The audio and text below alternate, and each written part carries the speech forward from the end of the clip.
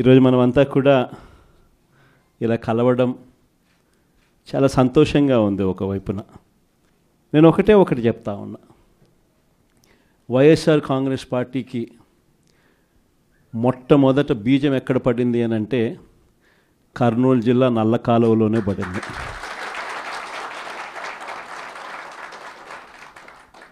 ఆ రోజు కూడా కేవలం ఒక మాట ఇచ్చినాం. ఆ మాట కోసం ఎందాకైనా కూడా పోయిన పరిస్థితుల మధ్య వైఎస్ఆర్ కాంగ్రెస్ పార్టీ ఆవిర్భవించడం, వైఎస్ఆర్ కాంగ్రెస్ పార్టీ ఈరోజు ఒక బలమైన పార్టీగా ఈరోజు రాష్ట్ర చరిత్రలో ఉండడం, దానికి బీజం కర్నూలు నుంచే పడింది. ఆ రోజు నుంచి నాతోనే అడుగులు వేశారు చాలామంది. ప్రతి అడుగులోనూ కూడా ఆ రోజు పార్టీ పెట్టిన రోజు నుంచి ఈ రోజు వరకు గమనిస్తే కూడా మన పార్టీకి ఎవరైనా కూడా సిద్ధాంతం ఏమిటి అని చెప్పి ఎవరైనా కూడా వైఎస్ఆర్ కాంగ్రెస్ పార్టీ ఐడియాలజీ ఏమిటి, సిద్ధాంతం ఏమిటి అని ఎవరైనా ఒక్కసారి కళ్ళు మూసుకొని ఆలోచన చేస్తే కంటికి కనిపించేది రెండు కనిపిస్తాయి. ఒకటి, విలువలతో కూడిన రాజకీయాలు చేయడం.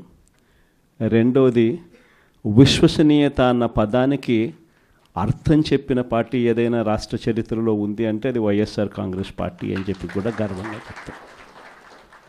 నిజంగా ఈ రెండు పదాలే వైఎస్ఆర్ కాంగ్రెస్ పార్టీ నడిపించి, అదే మాదిరిగా ఒక నాయకుడిగా గట్టిగా ఈ సిద్ధాంతాలను నమ్మి ఒక నాయకుడిగా అడుగులు ముందుకు వేశాను.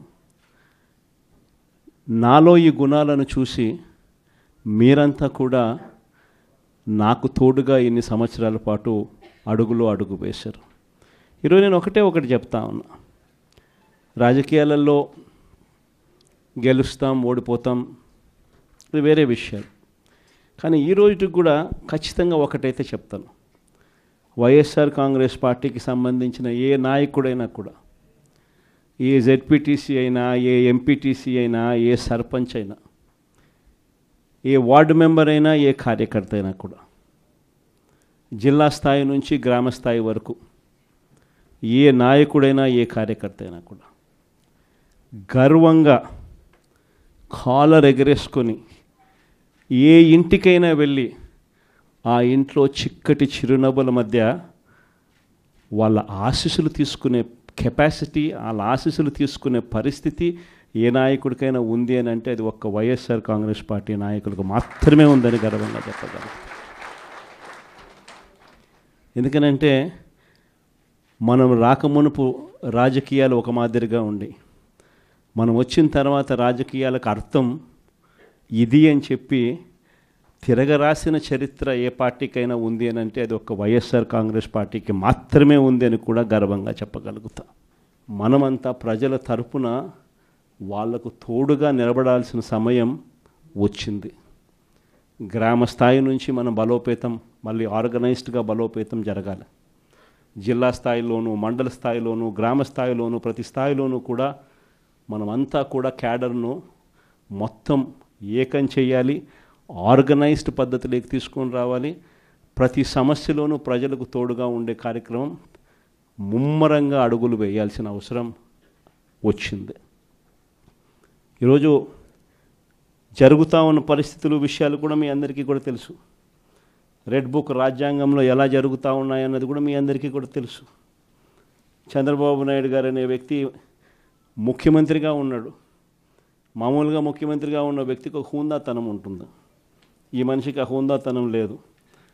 ఈ మనిషికి ఏదైనా కూడా తాను ముఖ్యమంత్రి కాబట్టి ఏ పదవైనా తనకే కావాలి, తనకు సంఖ్యాబలం లేకపోయినా తనకే కావాలి అన్న అహంకారంతో ఈరోజు చంద్రబాబు నాయుడు రెడ్ బుక్ పాలన సాగిస్తూ ఉన్నాడు. 57 చోట్ల జరిగితే 7 చోట్ల ఎన్నికను వాయిదా వేశారు. ఎందుకనంటే అక్కడ చంద్రబాబు నాయుడుకు గెలిచే వాతావరణం కనిపించక ఆ 7 చోట్ల ఎన్నికలు వాయిదా చేశాడు. మరో 50 చోట్ల ఎన్నిక పెట్టని పరిస్థితి, పెట్టాల్సిన పరిస్థితిలో, ఖచ్చితంగా పెట్టాల్సిన పరిస్థితిలో, ఎన్నికలు జరపాల్సిన పరిస్థితిలో జరపాల్సి వచ్చింది. ఆ వచ్చిన చోట్ల కూడా 50 చోట్లలో 39 చోట్ల వైఎస్ఆర్సీపీ క్యాడర్ తెగింపుతో గట్టిగా నిలబడింది. నిజంగా ఆ తెగింపు వైఎస్ఆర్సీపీ క్యాడర్ చూపించింది కాబట్టి చంద్రబాబు నాయుడు గారు ఏమీ చేయలేకపోయాడు. ఎంత దారుణంగా చంద్రబాబు నాయుడు గారు అనే వ్యక్తి ప్రవర్తిస్తూ ఉన్నాడు అన్నదానికి నిదర్శనం. ఎక్కడా కూడా చంద్రబాబు నాయుడు గారికి మెజారిటీ లేదు. ప్రతి చోట కూడా వైఎస్ఆర్సీపీ కోవిడ్ తర్వాత జరిగిన ఎన్నికలు, అంటే 2 ఏళ్ల తర్వాత జరిగిన ఎన్నికల్లో 2.5 సంవత్సరం 2.5 సంవత్సరం తర్వాత ఎన్నికలు జరిగాయి. ఆ ఎన్నికల్లో వైఎస్ఆర్ కాంగ్రెస్ పార్టీ స్వీప్ చేసిన పరిస్థితులు మనందరికీ కూడా తెలుసు. ఎక్కడా కూడా చంద్రబాబు నాయుడుకు బలం లేదు. బలం లేకపోయినా కూడా చంద్రబాబు నాయుడు గారు ఆయనకున్న అహంకారంతో ప్రలోభాలు పెడుతూ భయపెడుతూ విడిగా ఏ రకంగా చంద్రబాబు నాయుడు గారు రెడ్ బుక్ రాజ్యాంగంలో ప్రతి పదవి తనకే కావాలి అని చెప్పి తపన పడుతూ చంద్రబాబు నాయుడు గారు ఏ రకంగా చేశారు అన్నది మనమంతా కూడా చూసాం. ఎందుకు చంద్రబాబు నాయుడు గారు ఇవన్నీ చేస్తూ ఉన్నారు అన్నదానికి ఒక్కొక్కసారి నాకు అర్థం కాల. ఎందుకు అబ్బాయి మనిషికి బలం లేదు, సంఖ్యాబలం లేదు, లేకపోయినా కూడా ఎందుకు ఇంత దౌర్జన్యాలు చేస్తా, ఇంత అప్రజాస్వామికంగా ఎందుకు చేస్తూ ఉన్నాడు అని చెప్పి. ఎందుకు చేస్తూ ఉన్నాడో తెలుసా? కారణం వైఎస్ఆర్ కాంగ్రెస్ పార్టీ అంటే చంద్రబాబు నాయుడుకు భయం. వైఎస్ఆర్ పార్టీ కార్యకర్త అంటే చంద్రబాబు నాయుడు గారికి భయం. ఎందుకనంటే చంద్రబాబు నాయుడు గారు సూపర్ 6 ఫెయిల్ అయ్యాడు, సూపర్ 7 ఫెయిల్ అయినాడు. చంద్రబాబు నాయుడు గారి పాలనలో వ్యవస్థలన్నీ కూడా పూర్తిగా నీరు గారిపోయినాయి. ఇలాంటి పరిస్థితిలో ప్రజలందరూ కూడా తెలుగుదేశం పార్టీకి సంబంధించిన క్యాడర్ ఎవరూ కూడా ప్రజల దగ్గరికి వెళ్ళే పరిస్థితి లేదు. చంద్రబాబు నాయుడు గారి క్యాడర్, ఆయనకు సంబంధించిన ఎంపీటీసీలు కానీ, ఆయనకు సంబంధించిన కార్యకర్త కానీ ఎవరైనా కూడా ప్రజల దగ్గరికి వెళ్తే ఇంట్లో నుంచి చిన్న పిల్లలు సైతం క్యాడర్ను కూడా తిరగనిచ్చే పరిస్థితి ఉండదు. క్యాడర్ను సైతం, చిన్నపిల్లలు సైతం ఇంటికి పోతూనే మా 15,000 సంగతి ఏమిటి అంటారు. అమ్మలు మా 18,000 సంగతి ఏంటి అని అంటారు. వాళ్ళ అమ్మలు మా 48,000 సంగతి ఏమిటి అంటారు. ఇంట్లో రైతన్నలు మా 26,000 సంగతి ఏమిటి అని, ఉద్యోగం ఎతికే పిల్లలు మా 36,000 సంగతి ఏమిటి అని చెప్పి ఇలా ప్రతి ఒక్కరూ ఇంట్లో ప్రశ్నిస్తారని కనీసం క్యాడరు కనీసం ఇండ్లకు కూడా పోని పరిస్థితిలో చంద్రబాబు నాయుడు గారి పార్టీ ఈరోజు పరిపాలన సాగిస్తూ ఉంది. ఇలాంటి పరిస్థితుల్లో చంద్రబాబు నాయుడు గారిని ప్రశ్నించే స్వరం ఉండకూడదు అని రాష్ట్ర వ్యాప్తంగా ఒక భయానక వాతావరణం క్రియేట్ చేసే కార్యక్రమంలో భాగంగా ఇవన్నీ కూడా చంద్రబాబు నాయుడు గారు చేయిస్తూ ఉన్నాడు. ప్రజాస్వామ్యంలో ఎప్పుడూ కూడా మనుషులకు మంచి చేయాలి, మనుషులకు మంచి చేసి వాళ్ళ గుండెల్లో స్థానం సంపాదించుకొని, వాళ్ళ మనసుల్లో స్థానం సంపాదించుకొని ఒక నాయకుడు అనేవాడు పాలన చేయాలి. కానీ అలా చేయకుండా అధికారం ఉంది కానీ అని చెప్పి దురహంకారంతో ఏ నాయకుడైనా కూడా ప్రవర్తించినప్పుడు ప్రజలు దేవుడు ఇద్దరు కూడా ఖచ్చితంగా మొట్టికాయలు ఇస్తారు. ఆ మొట్టికాయలు ఎంత దారుణంగా ఉంటాయి అని అంటే చంద్రబాబు నాయుడు గారికి నెక్స్ట్ ఎలక్షన్లకు వచ్చేసరికి సింగిల్ డిజిట్స్ కూడా రాని పరిస్థితులకి ఆయన పడిపోతాడు. కాబట్టి ప్రతి ఒక్కరం నేను ఒకటే అడుగుతా ఉన్నా, అందరం ఐక్యంగా ఉందాం. మొన్న కూడా చూసాం, చంద్రబాబు నాయుడు గారు భయపడిచ్చే ప్రయత్నాలు ఎక్కువ చేస్తాడు. మొన్న రామగిరిలో మనం అంతా చూసాం ఏం జరిగిందో. రామగిరి మండలంలో 10 ఎంపీటీసీలు ఉంటే 9 వైఎస్ఆర్సీపీ 9 గెలిచింది. కేవలం తెలుగుదేశం పార్టీ 1 మాత్రమే గెలిచిన పరిస్థితుల మధ్య రామగిరిలో ఉప ఎన్నిక జరిగింది. మరి 9 గెలిచిన వైఎస్ఆర్సీపీ గెలుస్తుందా? కేవలం 1 గెలిచిన తెలుగుదేశం పార్టీ గెలుస్తుందా?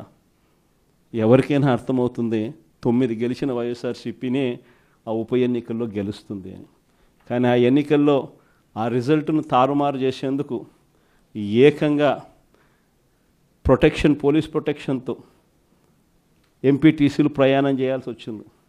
మా ప్రాణాలకు ముప్పు ఉంది, మాకు భద్రత కల్పించని కోర్టుకు పోతే కోర్టు పోలీసు భద్రతతో వారిని ఎలక్షన్ హాల్లోకి తీసుకొని పోమని చెప్తే ఈ పోలీసులు ఎంత అన్యాయంగా తయారయ్యారంటే పోలీసులే ఈ ఎంపీటీసీలను బెదిరించే కార్యక్రమాలు సాక్షాత్తు పోలీసులే చేపట్టారు.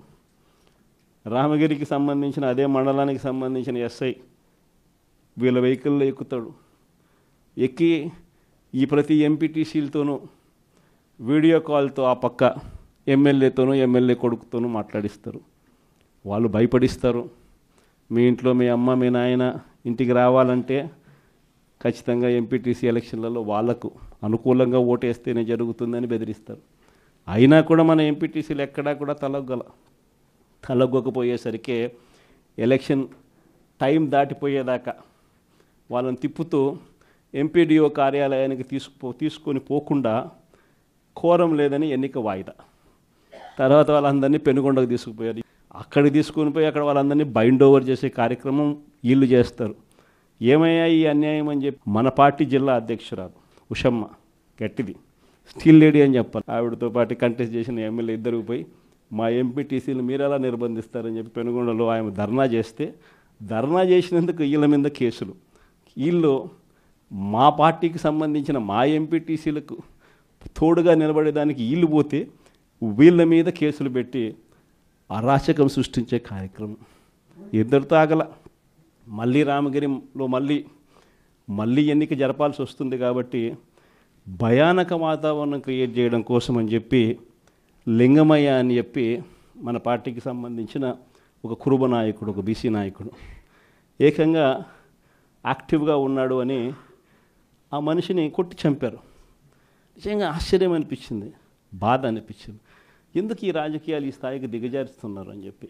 అరే మంచి చెయ్యి, సూపర్ 6 హామీ ఇచ్చినాం, సూపర్ 7 హామీ ఇచ్చినాం, పిల్లలకు చేయాల్సిన ఫీజు రీఎంబర్స్మెంట్ బకాయిలు పెండింగ్లో పెట్టు, ఆరోగ్యశ్రీ బకాయిలు పెండింగ్లో పెట్టు, రైతులకు అన్యాయం చేస్తా ఉన్నాం. ఇవన్నీ సరిదిద్దుకొని మంచి చెయ్యి, ప్రజల మనసుల్లో స్థానం సంపాదించుకుంటే ఆటోమేటిక్లీ ప్రజలు ఓట్లు వేస్తారు. కానీ ఈ మాదిరిగా దిగజారిపోయి మనుషులను చంపే స్థాయిలో రాజకీయాలు చేయడం మొదలు పెడితే, దానికి పోలీసులను ఉపయోగించుకునే కార్యక్రమం చేస్తే వ్యవస్థలు ఎంత దిగజారిపోతాయి అని చెప్పడానికి పూర్వపు రోజుల్లో మనం అంతా బీహార్ గురించి మాట్లాడేవాళ్ళం. బీహార్లో ఎలా ఉండేటివి, బీహార్లో అలా ఉండేటివి అని. ఈరోజు బీహార్ గురించి మాట్లాడాల్సిన పనుల ఆంధ్ర రాష్ట్రం ఎలా ఉంది అని చెప్పి చూస్తే బీహార్ను మించిపోయిన పరిస్థితిలో ఆంధ్ర రాష్ట్రం కనిపిస్తూ ఉంది. ఈరోజు ఆంధ్ర రాష్ట్ర పరిస్థితి. ఇలాంటి పరిస్థితుల మధ్య మనం యుద్ధం చేస్తూ ఉన్నాం. మీ అందరికీ నేను ఒకటే చెప్తా ఉన్నా, కష్టాలు శాశ్వతం కాదు. ఒక చీకటి వచ్చిన తర్వాత ఖచ్చితంగా వెలుతురు వస్తుంది. ఇది ప్రతి ఒక్కరం గుర్తుపెట్టుకోండి. చూస్తూ కన్ను మూసుకుంటే 3 ఏళ్ళు కూడా అయిపోతుంది. ఈ 3 ఏళ్ళు మాత్రం గట్టిగా తోడుగా నిలబడండి, నాకు తోడుగా నిలబడండి, ప్రజలకు తోడుగా నిలబడండి. ఆ తర్వాత మళ్ళీ వైఎస్ఆర్ కాంగ్రెస్ పార్టీ మళ్ళీ అధికారంలోకి ఖచ్చితంగా వస్తుంది. ఈసారి జగన్ 2 పాలన ఖచ్చితంగా జరుగుతుందని మాత్రం చెప్తాను. ఈసారి జగన్ 2 పాలనలో మాత్రం ప్రతి కార్యకర్తకు మీ జగన్ తోడుగా ఉంటాడని ఖచ్చితంగా చెప్తాను. కాబట్టి ఖచ్చితంగా ఈ 3 ఏళ్ళు ప్రజల తరపున నిలబడదాం, ప్రజల కోసం పోరాడదాం. విలువలు విశ్వసనీయతతో కూడిన రాజకీయాలకు YSR Congress party care of అడ్రస్గా ఎప్పటికీ నిలుస్తుందన్న సంకేతం ఖచ్చితంగా ఇద్దామని చెప్పి మీ అందరితో కూడా మనస్ఫూర్తిగా కూడా కోరుతా ఉన్నాను.